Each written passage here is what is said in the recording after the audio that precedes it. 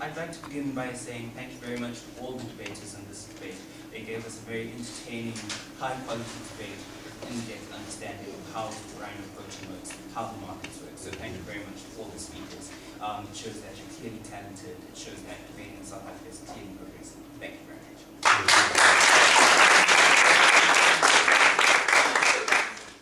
Okay, so I'm going to start off by giving the ranking and then giving the justification for that ranking.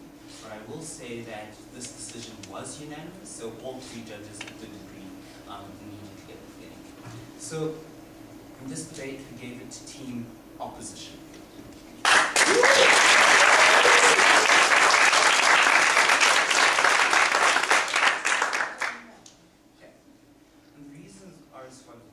While we recognize that there were a number of issues that each of the teams raised, we think that there are two very fundamentally important issues in terms of the debate.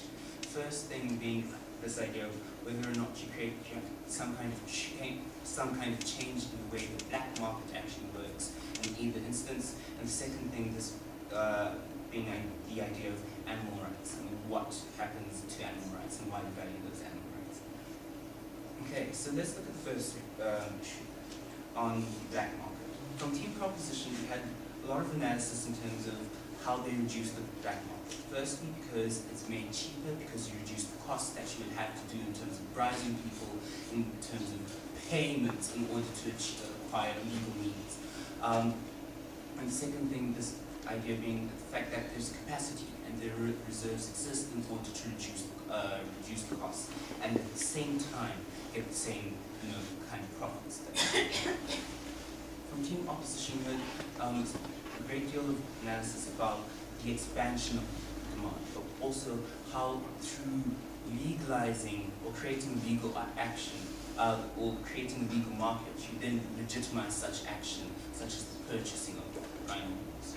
What we felt was that the analysis provided by team opposition was far stronger. We didn't necessarily believe there would be significant change in terms of pricing that was so fundamental to their argumentation on whether or not there would be some kind of change in the black market. So we felt that point largely felt to team opposition. The second thing then became the issue of animal rights.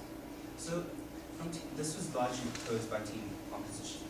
This idea that we need to preserve animal rights, and that animal rights extend beyond simply an animal living or dying, and it relates to the quality of life of those animals. From team proposition, we felt that the response to this argument was late, and when that response came, we felt that it was insufficient. So the response then became, well, what would you rather have, an animal living or an animal dying? I think substantially more evaluation of that argumentation needs to be done. But also considering the consequences that team opposition was talking about, felt that the proposition didn't do enough to respond to those arguments, which meant those arguments still within the framework of the debate. We also felt that from team opposition, there was significantly more analysis in terms of consequences. So what happens in terms of tourism, tourism that team proposition was advocated for. They clearly showed that there was a harm towards it. We felt that those arguments. So there are a couple of other minor arguments in the debate that I thought I should mention. The first thing, which apparently then became a big issue, but we didn't think any team managed to prove it significantly on the inside. And this was the issue of the status quo. So from team proposition, what we had was that there was a need in order to change this, but we didn't necessarily see that there would be a significant change. From team opposition, what we had was there's the potential for the status quo to actually work, but we never got the analysis as to why that change would then be realized in the future. So we think we needed more analysis from both teams. So that argument then became consequential. And from both teams, there were a number of secondary benefits on the inside. So from team proposition, you had substantial evaluation of how you change perceptions, of how perceptions of the rhino and how you educate people. We didn't necessarily believe this because we didn't necessarily think that it was a consequence of their policy. In addition to that, we thought there was some tension in their case. So later on in those speeches, what we heard was some evaluation of how human beings don't particularly care about animal rights. But earlier on, we had heard things such as, well, human beings are likely to make a moral purchase. We think that's inconsistent in the case. We didn't necessarily see what side of that they were arguing. From opposition, we heard some argumentation about how it undermines people's efforts thus far in order to create change. We think that was important. We didn't necessarily see how that then became why that was particularly a bad thing. We needed more evaluation on why it was a bad thing. The second thing which we thought was really cool and unresponded to, and it's a good argument, was that this idea of how you undermine the efforts against rhino poaching in other countries when you allow things to occur. I think this was potentially important. We didn't necessarily hear a response to that. It stood as an opposition. So that's the justification in general. Usually I say if any one of the speakers want individual feedback, they can approach myself or any of the panelists for that. I'm not sure they do want to. But if you really do, I'm more than willing, and any of the panelists are more than willing to do so. Again, congratulations.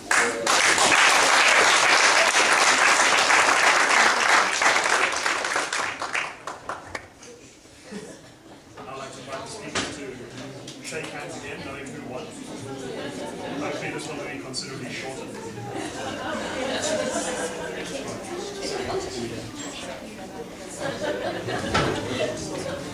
Active seats.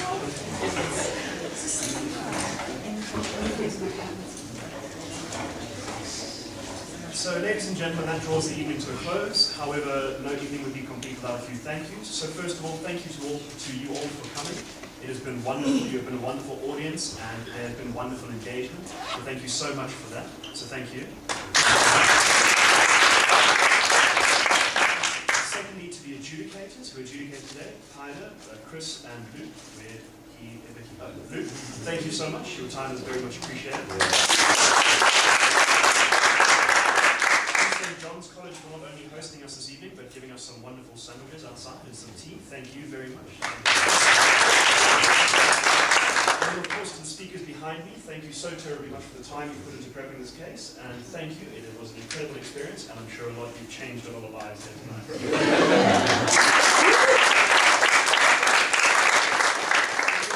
In closing, I would just like to say, please engage with debating. Don't walk out of here and never think about debating again, especially at a school's level. Please engage with us, not only on a personal level. You are more than welcome to approach any one of us. I would suggest approaching Debbie, and Cap, because they're and Yolandi, because they're by far the prettier. Just don't approach me. So please approach them and discuss it. I